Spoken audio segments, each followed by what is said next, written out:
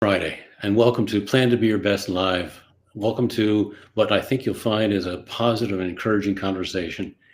And as I introduce Nicki Mollet, who I've just gotten to know over the past few months, when we first met, learning about her personal reflective um, firm that she's the founder of, and her work as the director of coaching at Cadre, which we'll tell you all about. Our first conversation was one of those where I ended up saying at the very end, "You're the best." And I think you'll agree as you listen into our conversation and join us with this conversation. We're live now on YouTube and Facebook. But Nikki, welcome. I'm so glad you're here. I am thrilled to be here, Rick. I've been waiting all morning to get to meet with you. And this week, I think we've had a few different times where we've gotten to connect, and my week is better because of it. What a fortuitous friendship we formed in the past few months. Exactly. So true. It's both a friendship professionally and personally. And I meant it when I said, "You're the best" at the end of that first meeting.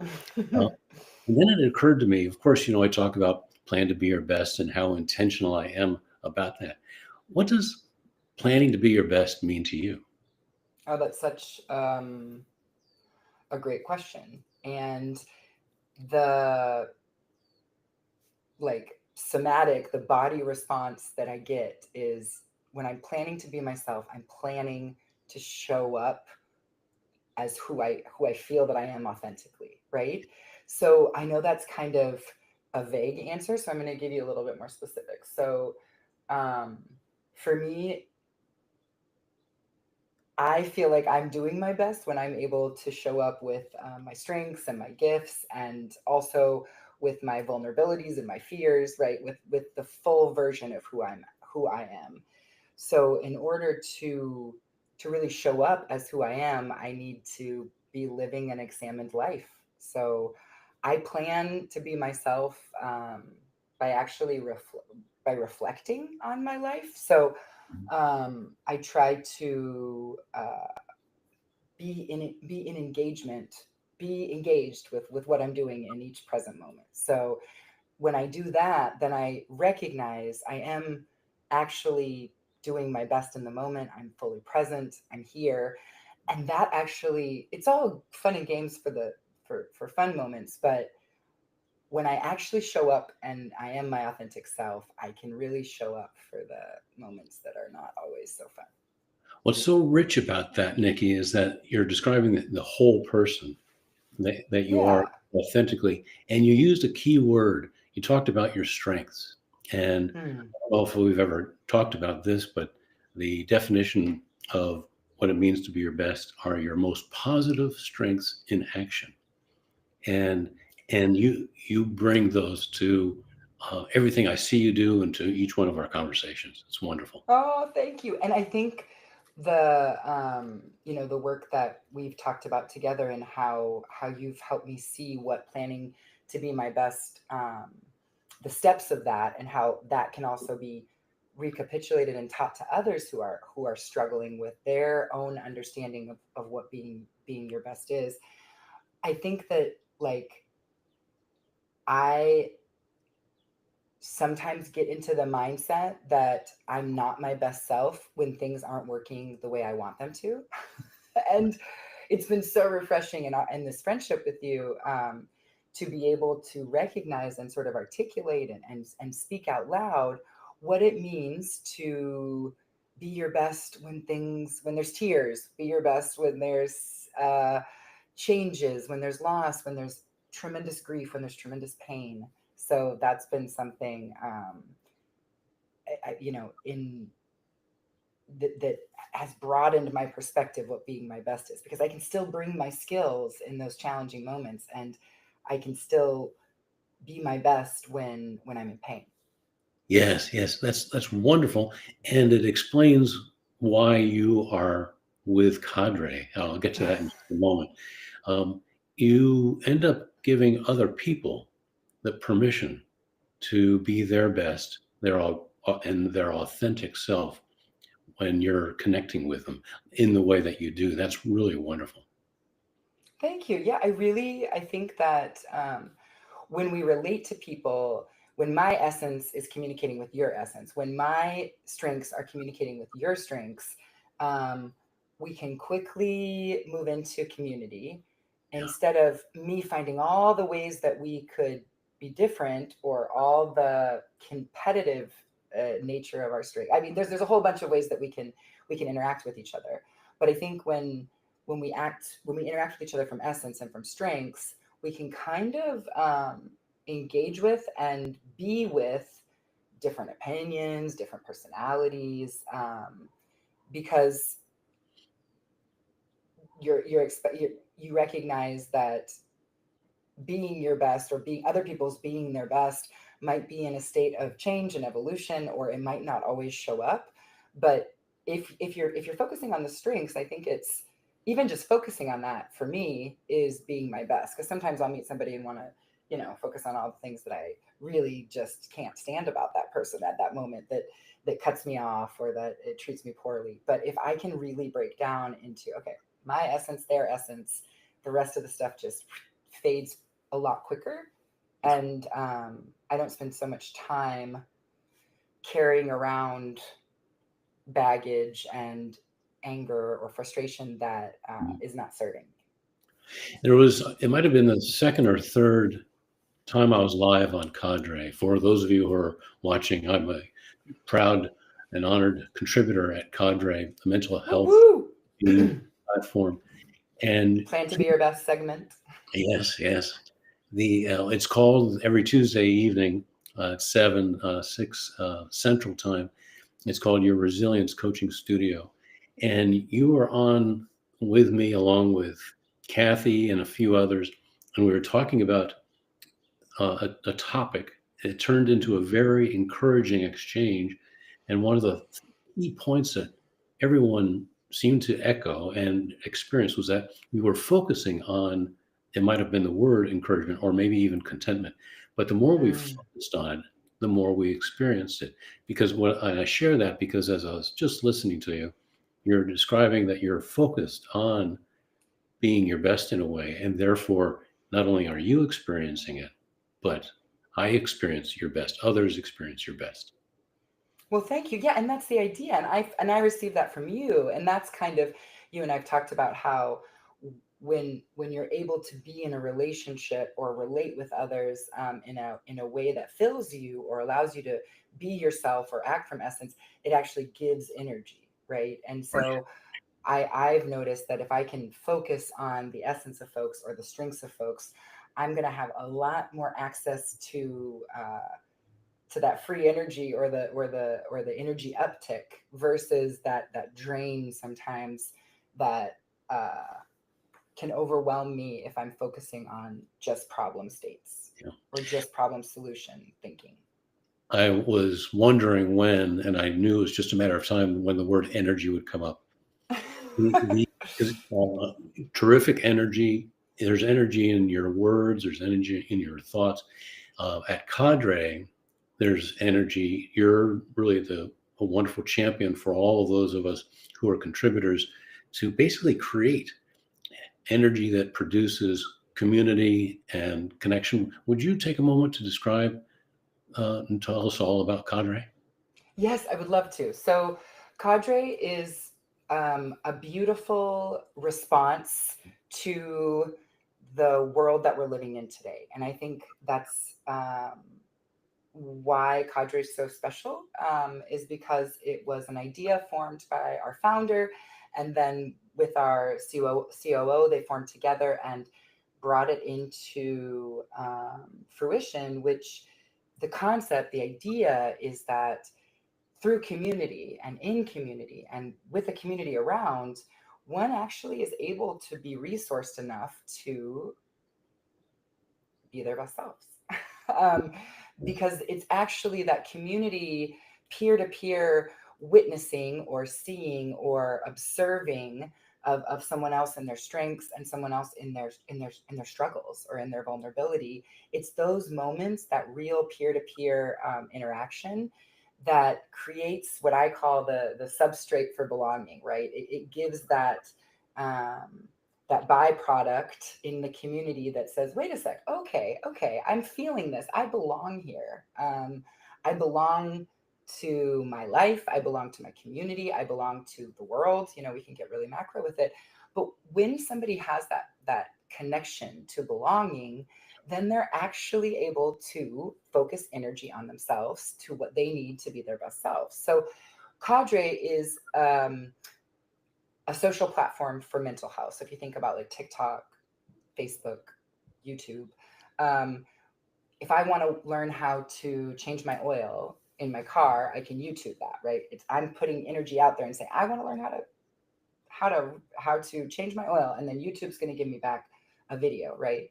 And in Cadre, all of us have been contributing, and we have lots and lots of content, rich content, live content, real content that's based on real moments, nothing scripted. And what that does is, if I'm in a moment where I'm like, how the heck do I parent teenage kiddos? I can look that up on Cadre, and there the content is, right? And not only that, I might find some content and be like, oh, cool. I have these skills, the nonviolent communication skills, and I have some empathy for them and for myself. And okay, I'm learning these things. But then also with Cadre, you belong to the communities that resonate with you. So if you're a parent and your kids have lots of wonderful neurodiverse expressions, and you want to be able to figure out how you can support their creativity, or how you can support what they're up to, then that is where you find that information. And then also you can join that community if you're thinking, I want to talk to more people who also have kiddos on the spectrum, or I want to talk to more people who also are going through divorce, or I want to talk to new people who are going through grief. And so it's 2-in-1, right? Where you can do what you do on all the other apps, where you reach out and look for something. And then at the same time, you can find other like-minded people. But what you don't have to do is cut through all that noise. And I'm sure the people that you work with on YouTube and the people that you work with on Facebook are used to knowing that Rick Cram provides information and mental health support that's positive and community focused. But with Cadre, we do that vetting for you. So I direct the program of Cadre. So we have different content pillars that are universal themed content. So for example, this is the month of savoring. Next month, we want to talk about safety. The month before, we talked about, being free to be ourselves, right? So we have these big concepts. And then all of our contributors, such as you, such as me, anyone else who is contributing on the platform, gets to tell their own story, right, through the lens of the macro theme. So what we get an opportunity to connect to real people about their real stories. And that sort of naturally lets us know that we're not alone, and that we're not the only ones facing what we're facing. And we're not the only ones that feel frustrated, alone, hurt, but we're also not going to feel like that forever, right? So it's this social app where you can find what you need, also find community. Everything's vetted in terms of who our contributors are. They all have messaging to serve the greater good in their own unique ways. So we want people to find their own sovereign, and by sovereign I mean personal and personally responsible for their own path, so that then they can create those connections with others and with the greater community. So that was a little bit long. That was a little bit lofty and poetic and long-winded, but I feel like that's Cadre in a big nutshell. That was not only perfect, it really was. And you shared some thoughts that have me reflecting on what I'm seeing, including how, because of the way you're leading this, how you have it set up for community, I see relationships growing. I think so too. And I think that growing not based off of how many followers or likes or comments, growing because when I hear Kathy talk about harbor pilots, and I go out later in the day, and that is the wisdom that's with me and helps me navigate my day to day. I realize every day, actually every day, I realize the importance of community. And I personally met Cadre at a time where I had realized that loneliness was an epidemic, and I needed to solve that for myself through community. And once I was able to um, find a baseline of mental health where I could be in community and with others, it's been personally a mission to help make sure that others feel invited, feel welcomed, and have those just simple skills to be in community. And a lot of times the simple skill is to know that you're welcome, to give yourself that permission. And so we teach that as well, just how to give yourself permission to find others that resonate with you. The timing is really wonderful because of that loneliness epidemic. The number of people that are in pain, especially if they're dealing with chronic pain, it is a whole person experience. And it's been this for me as well, between connecting with you, connecting with others, whether it's Kathy or you name it, Amar and everyone else, virtually. Brittany, Brittany, Jean, exactly. Jen. I mean, yeah, Yeah. Brittany's. Uh, And it comes at a time when I also needed to create new connections. mhm. One of the things in my resilience toolkit with the pain that I'm dealing with is a high priority, and that is to meet more people. Physically can't get out very much, so I'm really limited. But I need more connectivity with people, growing relationships, and that's what I've found there.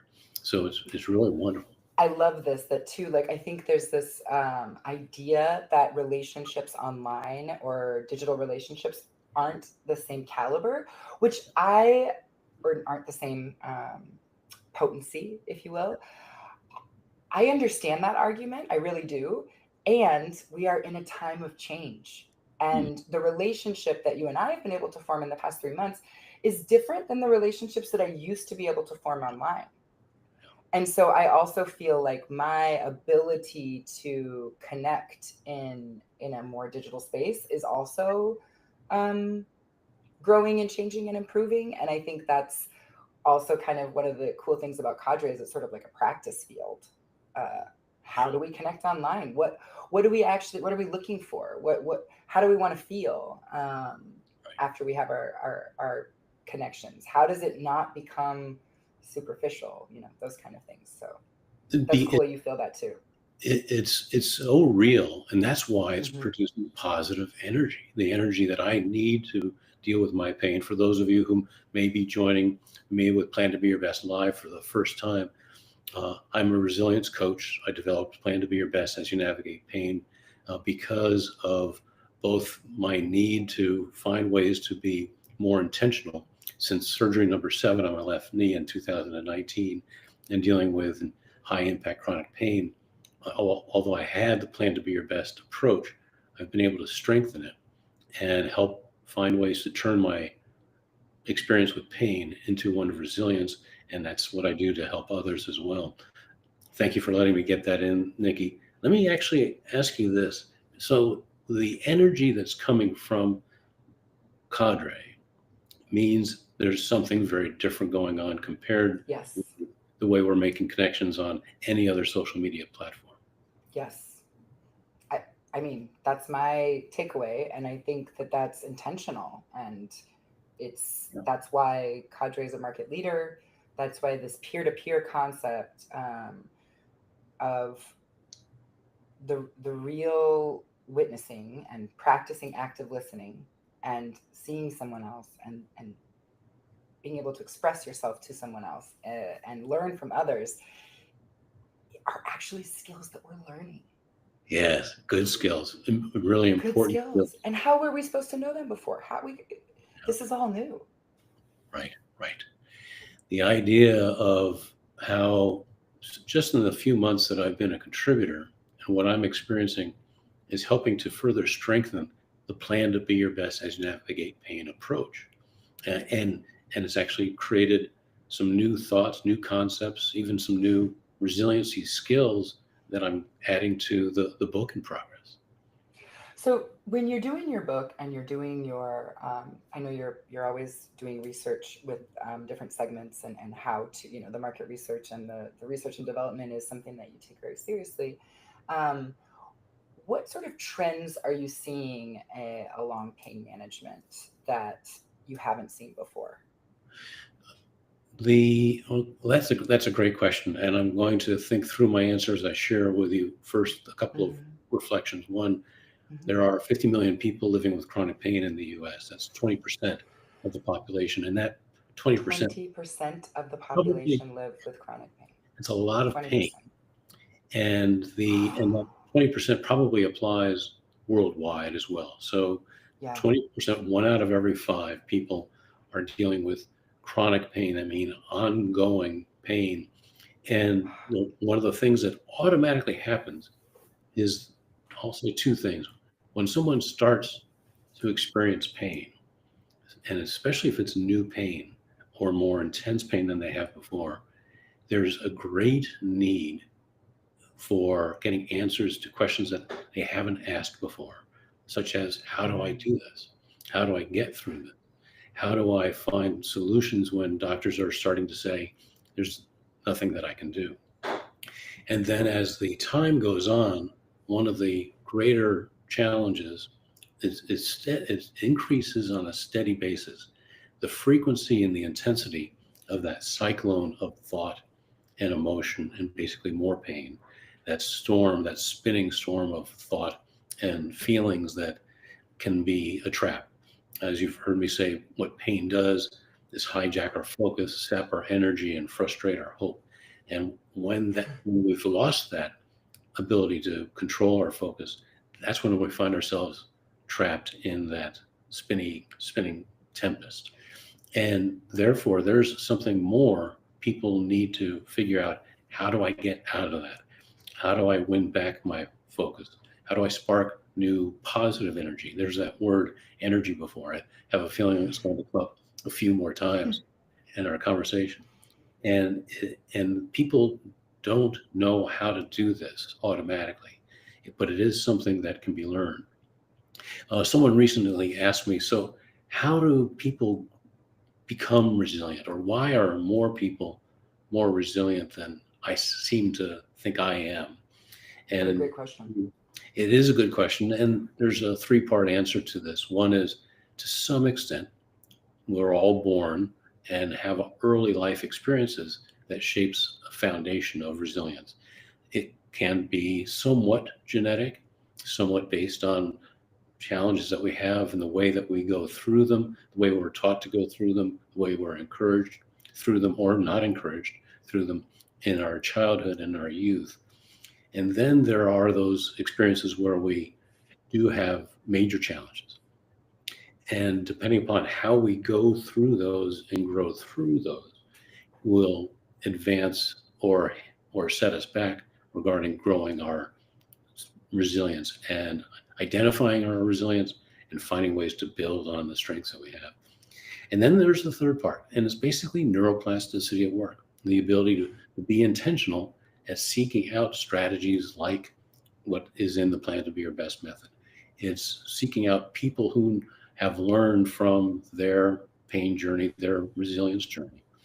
And I learned from you actually. And in effect, I need to, and I believe, and I encourage others who are navigating pain, even if it's grieving or excessive stress, to become a lifelong student of looking at how they're navigating, how they're growing through what is so challenging and perhaps overwhelming, and continue to ask questions, continue to see what others are doing, what's working for them, and in getting to know you, understanding your story, it's been both encouraging to me and eye-opening to see your resilience, for example, is a source of more energy. There we go again.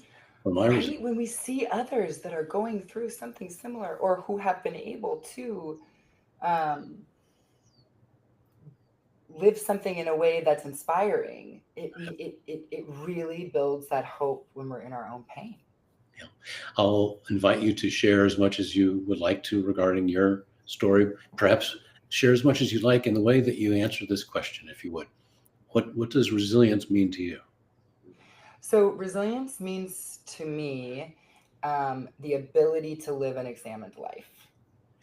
Because I think it's really, really, for me, and this is how I've experienced pain, is that I've experienced pain and why not, and have not wanted to acknowledge that pain, right? So the way I experience pain, even, I mean, I've shared with you about when I was a kiddo, I one time cut my hands and I was misbehaving and I didn't want my parents to find out that I did it. And I hid a big bloody mess just because I didn't want them to find out, right? And I think that's a real pattern in my life, right? Where if there's pain, I just want it to hide. I don't want it to be there. I want it to go away. I want it to go away. I want it to go away. And what I'm realizing now is that resilience is the ability to be with the present, to be with reality, to be with what is. And sometimes what is painful. And the resilience, like, I think even if it's that point where I can recognize what's happening and recognize that it's painful and accept that. And I do the Tara Brach RAIN, recognize, allow, integrate, nourish, because I need those moments of acceptance to be able to, if I can actually accept it, then I feel resilient. Is that like, I feel like even if I then need to take, a 3-hour cry or a 7-hour walk, I don't really do, but I'm exaggerating. But even if I need something really extreme after I recognize the type of pain I'm in, resilience is recognizing it. Because once I recognize it and once I'm engaged with it and once I am able to honor its presence, then I'm able to start my work where the story I'm telling myself about such pain or the story I'm telling myself about such situation is a story that's aligned with my strengths. Because the first, the like when I before I accept reality, the stories that I tell myself are, this is the worst thing, this is horrible, I can't do this, I'm gonna die, everything, why is this happening to me? I've screwed this up in some way. But then when I just accept and realize it's not personal, I have not done anything wrong. I mean, I might have done something wrong, but I don't need to. Right now, I just need to accept that it's occurring in my body. Yeah, that's resilience for me. That point of acceptance, because then I don't have to perfectly handle anything. It's not about perfectly knowing what to do. It's just about recognizing. For me. To your point, there's no perfection in pain management. There's no perfection in resilience. One of the things that I introduced early in the book is that given that there's no perfection, it's yet in the practicing over and over again, creating new patterns of resilience in our thinking, in our feelings, our emotions, and our actions, that we strengthen ourselves and then discover how our best is greater than the pain. Our best will And it produce. is. Yeah. It's so strange. The pain is actually, it just, pain is comprehended differently when we do, when we recognize it and accept it versus, I don't want this to hurt. Right. That accept word, you actually did us all a favor of describing basically resilience in real time. And one of the benefits that comes out of, actually a few benefits that comes out of one of the 8 domains of thriving, which is part of what's included in the Plan to Be Your Best method. The third domain, the third of the 8, is accept. The A in plan, plan and best are acronyms for the 8 domains. The accept domains help us to do what you just shared with us, have an objectivity to what we're experiencing, and an honesty. And it's not just about, all right, I need to accept this pain. It's more about a process and a way, the more we spend time in the accept domain, we see there's wisdom that comes from it. We see doors that open to maybe reframe some of our thinking and basically add more to our resilience toolkit. Thank you very much for how you describe what you do. Oh, happily. And I think that this is also the reason that I'm able to do this is because in moments of intense pain, I've collapsed out of my sovereignty and I've collapsed into someone else. Luckily I have a lovely, wonderful sister that I can collapse into. And oh my God, this is just too much. And then she's had to coach me through, okay, let's get a plan. What's your plan going to be? And I think that's where the community aspect of having folks like you or somebody who's gone through it, who can say, yes, your pain is real, real, real, real, real, and I'm here to help you do something with it, because those are your choices, right? Either be in pain and suffer, or be in pain and try to take different action. There's really, I don't think there's always just two choices, but really here there kind of is, right? You either fall into the suffering or you try to move forward and There are plan to be your always, best. right. There are always those two choices in the process of being our best and navigating it. Um, I People will come to me and ask a lot of questions, and it's important to ask a lot of questions, including how do I, and I get this often, how do I take my mind off the pain? And some people are in a pit. They are even dealing with real depression. It's something that is part of my experience almost every day myself. But when we coach someone to go through and apply the plan to be your best steps, and those steps that you and I've talked about, the 3 steps of resilience, to tune in, validate what we're doing, start to win back that focus, and spark new positive energy by virtue of making some choices, looking at what are my options now. How do I do this? Mm-hmm. Even if we're in the pit, or even if you are crying, or if I'm crying, it's productive lamenting, if you will. We don't, Yes. there is a purpose to how we spend time there. It's healthy to express it all, whether it's thinking through, writing it out, talking out what hurts, the primary sources of pain, and that array of secondary Secondary sources and of pain. Um, tertiary. And the more we express it, the more we start to can actually do something about it. I feel like the acceptance actually it's almost like it gets the digestive juices going. It's almost like the acceptance is like when you smell food, right? And your mouth starts watering. I feel like the acceptance for me kind of triggers that in my body, where my body then says, okay, how are we going to digest this? And if it's pain that comes up from my divorce, which is like a really, really painful spot for me. It's gotten so much less tender over time, but it's a tender, tender spot. Sometimes, like even part of that because I do the RAIN, recognize, accept, investigate where it is in your body, and then nourish it. And sometimes my nourishing is being in bed for the day. Sometimes that's what I need. Yes. And that's not, it happens less, but there were times where that was, every other day, if I could get out of bed was a real win. And I was still doing my best. I was being my best. And I think that's something that I always, when I'm having like those good days and, life is as normal, sometimes I going back to moments of intense pain is sort of it's kind of hard to make that connection. And I try not to forget, not to bring attention to the negative parts, but to really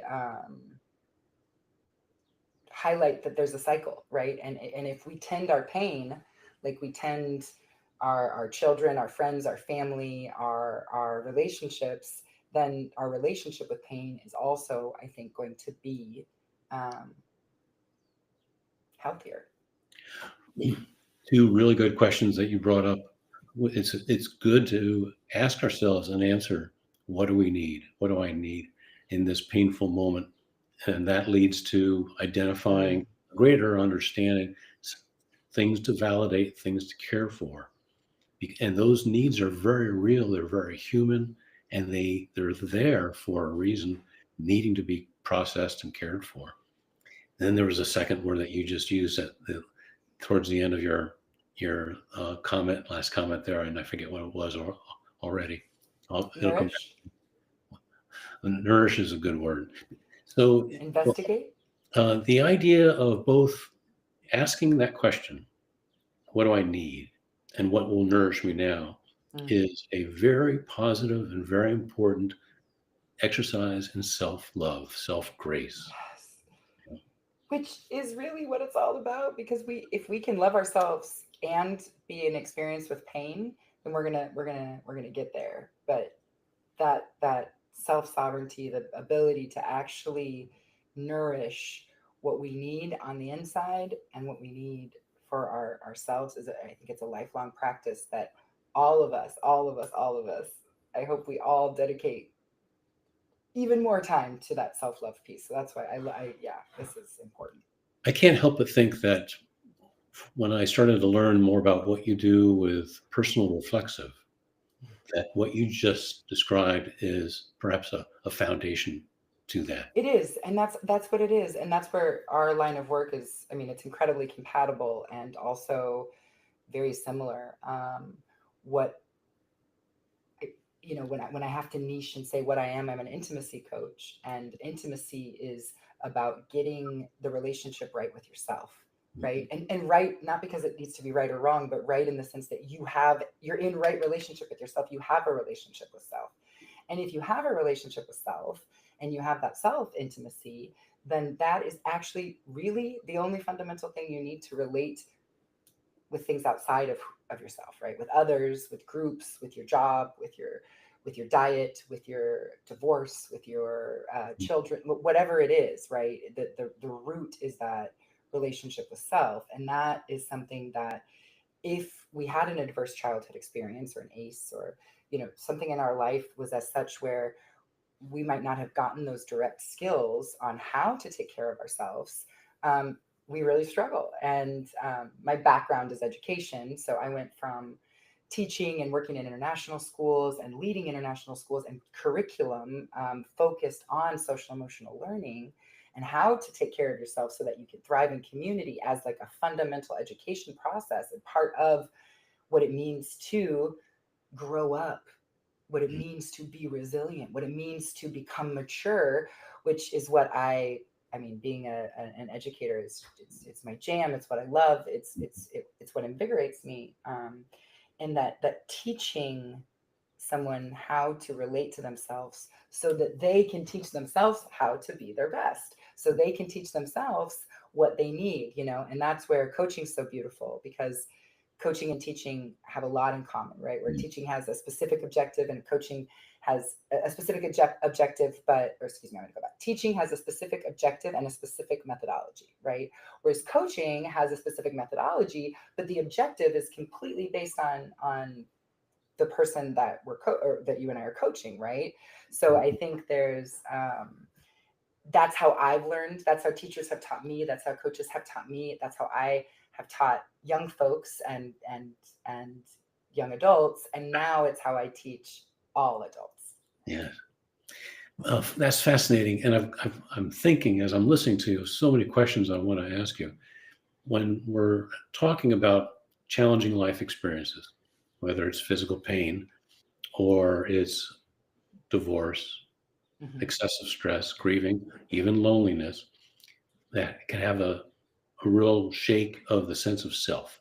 A lot of people that I've worked with, one of the places to really begin is regarding who they think they are, how much are they in touch with who they are, getting back in touch with their values and re-anchoring in some of the most enduring and positive qualities of who they are is where we begin with the plan to be your best approach. Do you have a certain way? Because if you're working with people to Yeah.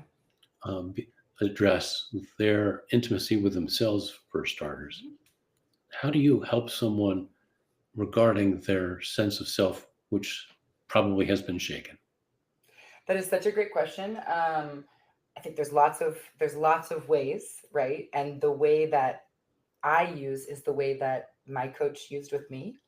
So what I do is I create a, a spiritual operating system, or a sovereign operating system, or a self operating system, whatever you want to put as your S, whatever your uh, your source is. Mhm. And that operating system is basically, I do an exercise of 4 4 and 4. So I have in the groups I'm in, or with one-on-one, we focus on like the four values. So we do an exercise where we figure out, or we decide what our four values are, like what the four that we're focusing on. And then we explain why we're focusing on those values and how Mhm. that shows up in our life. So what we do is we just basically create a blueprint so that we have a, a map to start at. So for example, my values are the four values that I'm currently living day to day, that I'm working on, are integrity, irreverence, peace, and also humility, right? And how these show up in my life. um, Maybe you and I both have the value of peace, but Mhm. peace is important to me because it's my connection to love, right? Maybe peace is important to you because it's your absence of pain. We all have our own reason why our values, and then how they show up in our life. So when we actually map that out, when we actually take the time, and I mean, I just did this, I did it with a group of folks that I work with in New Zealand, and there were about 7 of us, and we did it, I think, in 20 minutes, where we all went through. I mean, it can happen quite quickly, because the idea is you create your own blueprint, and then from that blueprint, you're in flux and you're changing and you're looking and you're saying, wait, are these my four values? Are they showing up? And then what it actually does is your values based, then, your strengths come from your values. The reason why humility is a value is because it shows up in the way that I'm auditing myself, the way I'm reflecting in myself. So if I'm having a situation where I've not had a very, I don't have a good feeling about the day, things aren't that great, I do not feel like I have a connection with myself, I go back to that SOS, right? And I know my values. I know why I have those values, and I know how they show up. And if something about the day or the time or the moment is outside of that, then I find the way to bring what's happening into my own value system. And that's the power, right? The power that's okay, I am actually living my sovereignty. I am engaging in whatever it is, in being my best, because this is my best. That's resilience. That's That's resilient. wonderful resilience. That So plastic. that's what I do, and I hope anybody in your, I mean, I'm sure you do a very similar process when you start working with folks, and anyone can do this process, right? And you can do it at any time. I put reminders on my phone to update my SOS every month. Sometimes I do it, sometimes I don't, but you better believe that everything crosses through those values, and it's so helpful in decision making processes too. It's like, this is not this does not bring out my humble self. This is completely something for ego that I'm doing. Let's skip it, right? And I can quickly and efficiently communicate with myself. That's one way to build self sovereignty. I'm going to give you another one, just because I'm on a roll. Yeah. Another way to really, really be able to connect with yourself in any moment of time is to connect with how we understand as humans. The way we understand as humans, there's 5 ways of understanding as humans. I mean, there's a lot of different ways, but we break them down, right? We understand with the body, the somatic. We understand with our mythical understanding, like the stories we believe. We understand with our romantical understanding. Romantical understanding is to really understand the extremes and limits of things. We understand with the philosophical understanding. We understand um, theories and anomalies, and we understand things philosophically, and then we also understand things ironically. you know Even Mm. if I go like this, I'm still here, right? We have these types of understanding. So because of this, and these are our core fundamental core ways that make us human, a way to connect to your humanity really quickly is answering 4 questions. How do I feel? So I'll just do it right now. I feel energized. What do I believe? I believe that conversations like this are really important. What do I know? I know that we're on Riverside. We're going live on Rick's YouTube and Facebook, and I know that this is on air. What don't I know? I don't know how many people are watching, what the impact of this is going to be, what's going to happen. But with those 4 questions, I'm present. I'm here. I'm in my moment. I'm in my life. I'm in my world. And I've checked in with myself. And even if what I felt was terrible and what I believed is that the world is out to get me and what I know is that nothing's going right and what I don't know is when things are going to go right again, I've still connected with myself. The power of asking questions and answering those questions is transformative. Yeah, One, I think one so too. question, yeah, one you pointed out, what do I believe? For example, in the blast of pain just had, I believe that that doesn't define me, that I Ah, am the author of how I define myself. The 3 questions that are in the prepare domain, the prepare is the first of the 8 domains, and it focuses, the essence of it really is about focusing on values, to your point, mhm. and your sense of identity. One example, I was leading a group through a Plan to Be Your Best program, and fairly early on, there was a woman who raised her hand and plainly said, I don't know who I am anymore. I don't Mm. have a sense of the value that I can provide. And the 3 questions that we worked through simply, what is true about you? What is good about you? And what is unchangeable about you? And literally, in a matter of minutes, we saw her posture change. We saw Oh her yeah. shoulders relax. And she plainly said, now I do know, and I have the sense of value. She, it was a transformative experience for her. And sometimes that's what resilience is. It's a matter of going through those transformations over and over again when we need them most. Do you remember our first meeting ever when I had cut my finger? Yeah, yeah. The first time, I think, or maybe it was the second, I can't remember. It was the first or second time we had met, but I was doing dishes and I had cut my finger and it hurt so bad. And it was like 5 minutes before we were going to get on. And it was such a humbling experience because we're on and we're talking, we're key voices in mental health and you work with pain management and helping people plan to be their best. And I, doing programming for a mental health app and I cut my finger and the world ended. There was blood. I was upset. Somehow I was mad at myself. Somehow it was everyone else's fault. I have no idea, but I went into a huge tailspin, 5 minutes prior to talking with you. And it was so hilarious when we were able to talk it out because per your point, what you just said, it's all practice. It's all practice. It's Um, so true. that's it. So true. And you're, it's one of the things that was clear in getting to know you. And we see this time and time again with when we're on at Cadre or talking, we see these patterns of resiliency. You have those fully human, fully natural, innate responses to what you experience pain. But what you described to me, what you shared with me, and what I saw was that literally in a matter of seconds, maybe it was less than a minute and a half, you completely flipped it, turned it around, and your best showed up, and you didn't stay stuck in the pain. Because it's possible, Yeah, right? Because there's been too many years that I'd stayed stuck in the pain. There were too many years that I was a victim of life, right? Of things that happened in my past or mistreatment that I had endured or pain that someone else had caused.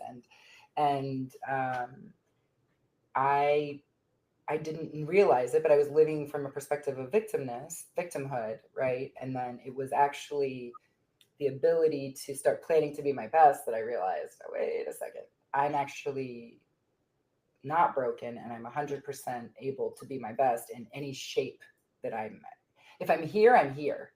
yeah. And And it's you're perfect. and you're doing one of the most important things to do, and that is you're celebrating it, and that Hmm. which reinforces the pattern. You know, Neuroplasticity. neurons that fire together, wired together. You just made it possible for yourself to be more resilient the next time simply by expressing it, what you did with that wonderful positivity and positive emotion. Well, I think it's been modeled to me. And so, therefore, when I've seen other people model it, then I say, okay, I can do it. I can do it. And so this whole peer-to-peer and kind of circling back to cadre and your mission and my mission and where we're all, our missions are aligned. It's almost like there's a confluence of rivers heading out to the delta to go into the ocean, right? Where we actually, it's all the same. It's just finding the method that works for you to keep building your resilience so that you can keep showing up in your life. And if you're not able to show up, that also doesn't mean you're doing anything wrong. It just means you're working on it. And I think that's liberating too. To answer one of your earlier questions, when you asked, what am I seeing that's new? I believe we are part of what's new and evolving and elevating in our society, elevating in the work that we're doing. There are people who are in pain for whatever reason and have a lot of questions.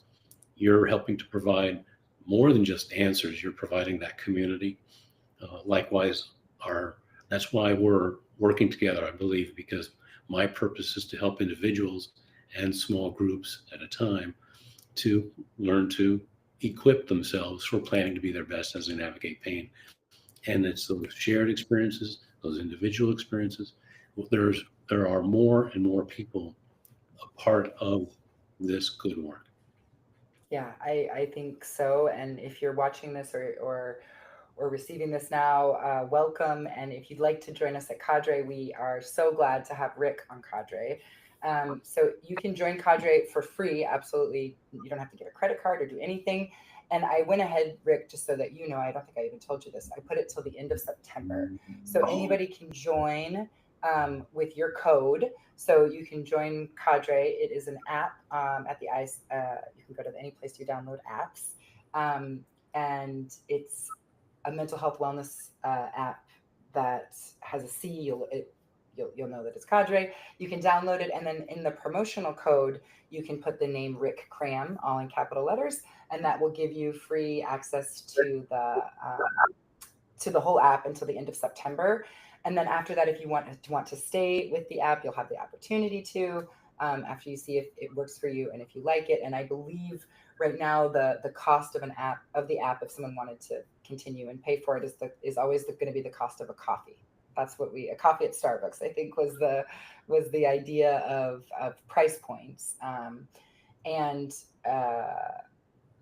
the revolution is now, and I mean that in a mental health way. We're changing mental health by talking about mental health.